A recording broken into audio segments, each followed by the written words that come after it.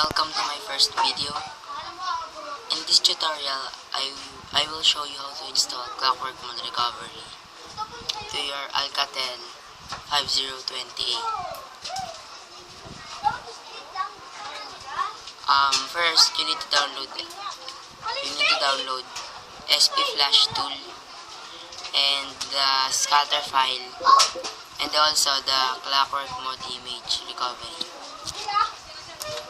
I will include the download links to the descriptions. First, run the SP Flash tool as administrator.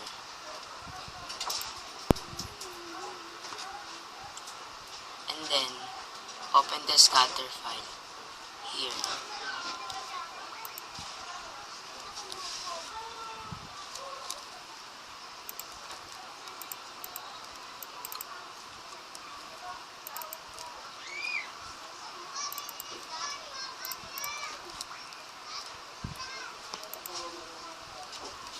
And then click the recovery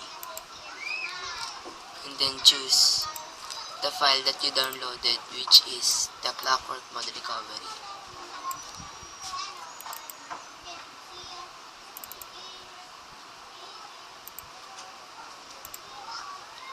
And then connect your phone to the computer and make sure that your phone is off, and click download, then connect your phone now.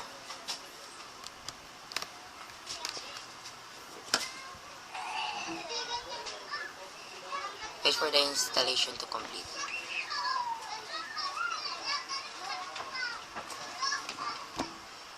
When it says download OK, it means that the installation is successful.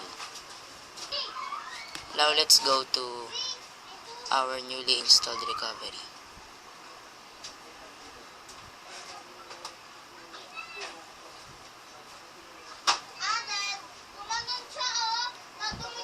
And this is your recovery now.